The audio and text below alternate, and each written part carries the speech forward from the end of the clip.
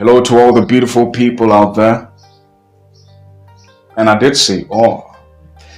That's to say we are all beautiful, right? Just so we are clear on that one.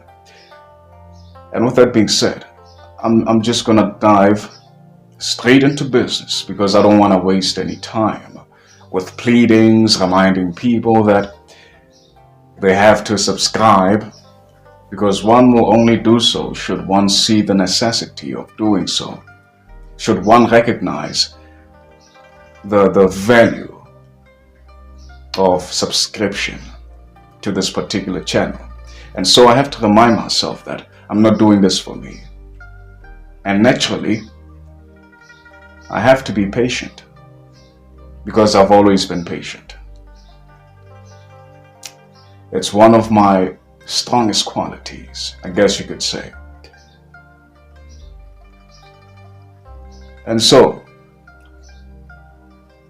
with that being said, I want to get honest. I'm feeling somewhat enchanted currently by this sensation of vagueness which I woke up with. It's almost as if there was this cloud which was hanging in the domain of my thoughts, or in my domain of thought, which I really couldn't make out up until now.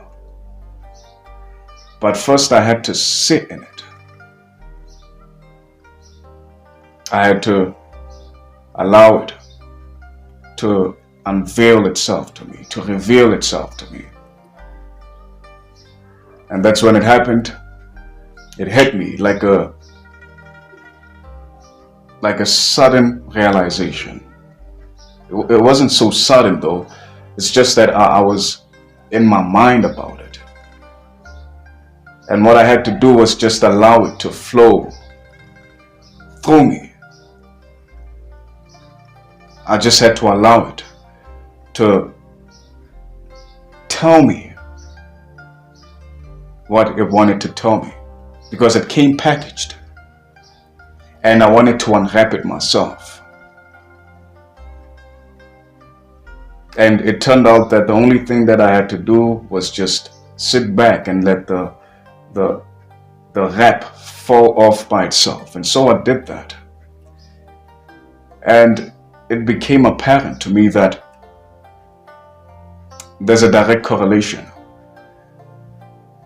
between how much of one's true self can one unveil and the amount of love that one is willing to let flow through his or her being. And because we are so prone to identifying with moments of past, simply because we've been made to believe that our past makes us who we are, right? It's the conditioning that we know. It's what we are familiar with. It's how we operate. And how you do one thing is how you do everything. So it makes sense that all that we are is merely an echo of past times, so to speak. And so often, the core of our sense of self tends to be anchored to a past experience which forms the basis of our personality. And from that point on, what unfolds is merely an echo of that fundamental starting point where we began to be us, so to speak. And there's a whole lot of factors to consider with regards to personality. I guess to some extent, to a very high extent in fact, you could say that we didn't really have much of a choice. I guess you could blame it on environment, which for most is limiting environments. And I'm referring particularly to the black folk. This is me speaking from experience, right? I had to see the truth of reality. And the truth of reality is the fact that reality is happening now. And what happened in the past, yes, it can be useful because patterns follow similar lines. In that sense, yeah, it can be useful to refer to past times, which merely amount to memory. But finding reality within memory is just a disaster waiting to happen. In fact, it's only a reflection of fear, hence we tend to cling.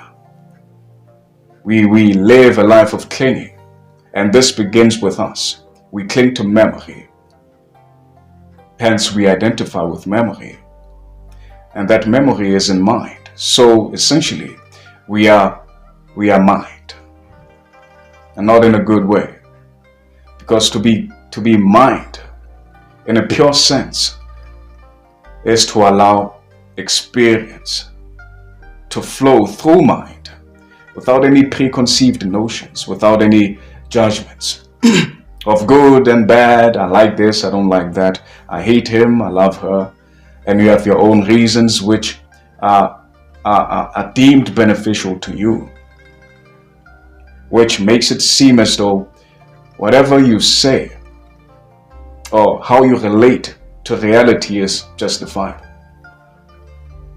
which is not. It defeats the whole point, but then I suppose everything does happen for a reason. But I would say that some reasons were manufactured, or some causes were manufactured, weaponized against the average folk, which is the confinement that we often identify with, blindly so. We even defend it because we don't want to be wrong. We are unwilling to be wrong. We don't want to be told. We don't want to learn. And the basis of this problem is the fact that we are not willing to be students of life. We want to control. Hence we cling. We cling to that false illusion of control that we think is us. And true control is in the flow of life. And the flow of life is love. And so how much you allow love to flow is the direct extent to which you will come to unveil yourself and penetrate layers which you formed, boundaries which are representations of limitations imposed by the outside world on you, on your mind to be specific. But that's not the end goal. I guess in a sense, there is no end goal. Hence, there is no need to cling. But because we live within a system designed primarily to keep us in a survival state of being, you don't even take time to question these things, to seek truth, because they've made it impossible, not really impossible, but very difficult to do so. Because when will you get time to seek truth, to seek out self, or rather to bring out self when you have to work a job so that you can feed your family, or something as petty as desires? Hence, they always are putting things in front of your face for you to want. We live in a very commercial system which benefits from the ignorance of its subject. And so the system is not really for the subjects. It's for exploiting the subjects, because that's all we are to the system. Mere subjects, mere pawns, clueless individuals, which make up a great working force.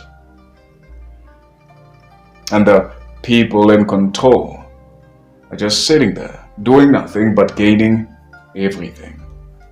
Because we believe, we have this false notion that everything truly is everything.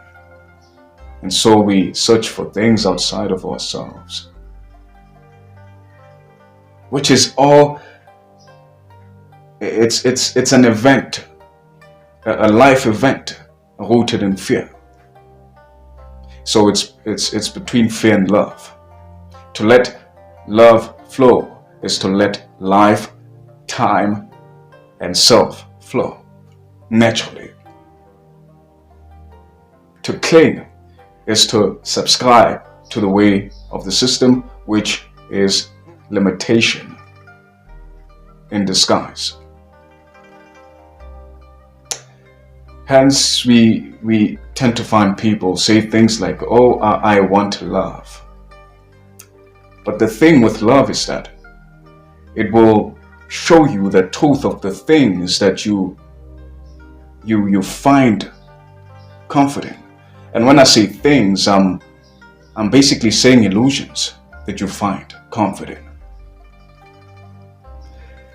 And so when people say things like, I want love, they don't recognize the fact that love comes with that factor, that element of reality.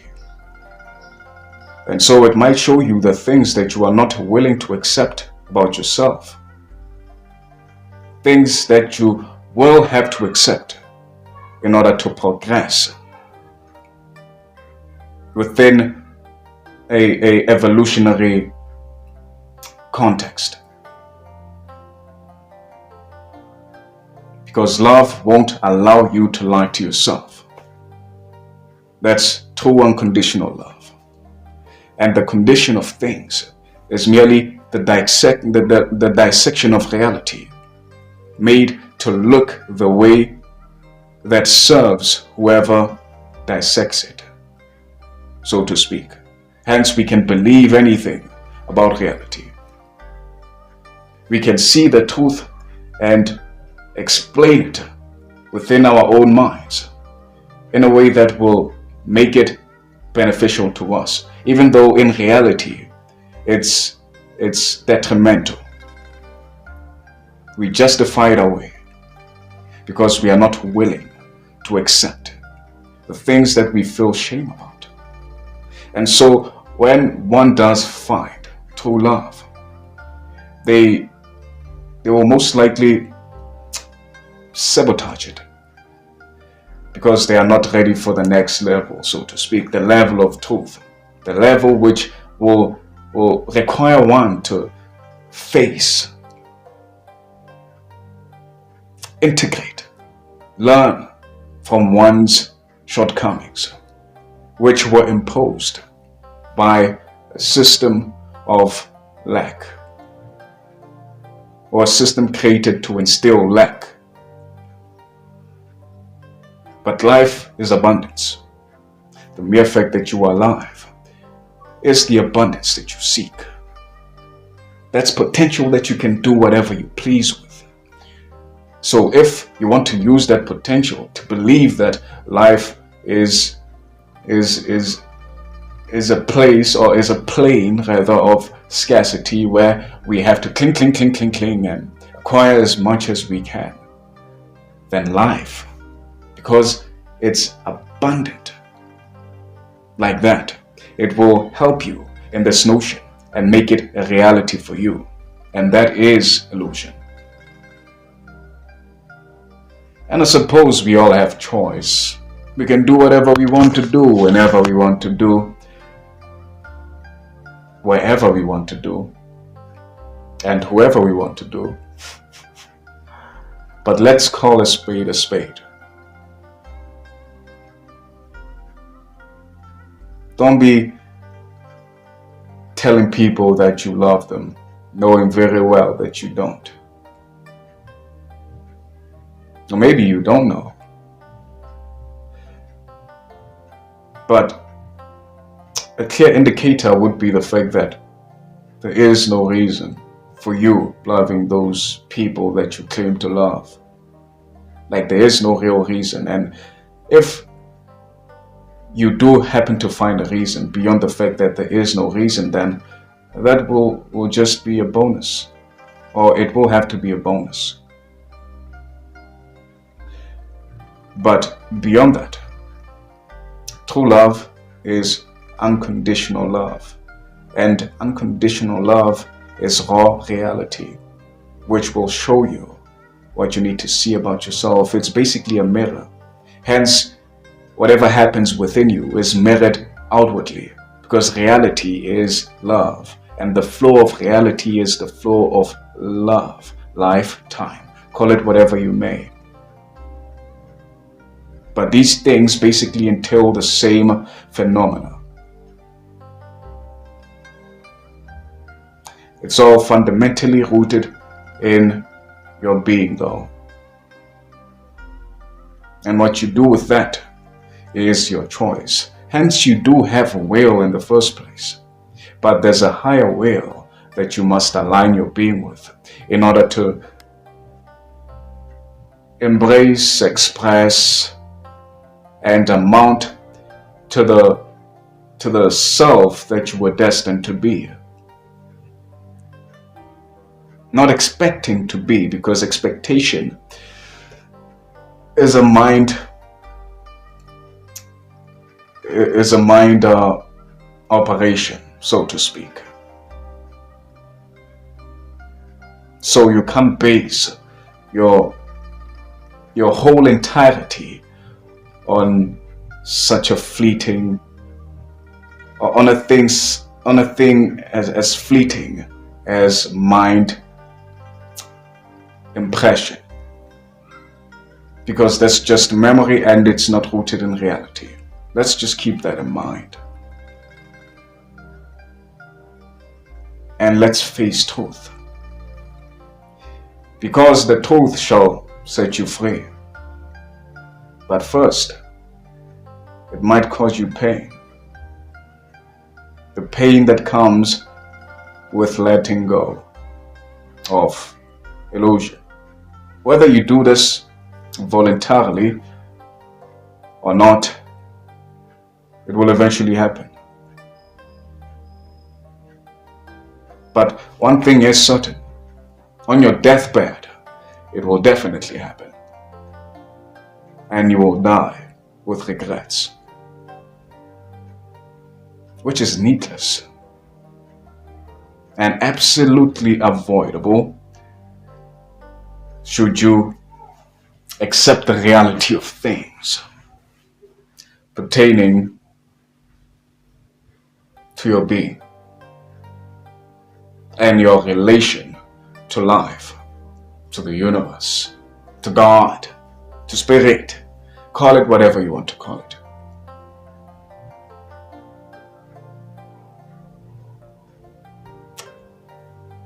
Yes, I think that's where I'm gonna leave things. Stay woke and love and light. I love you all.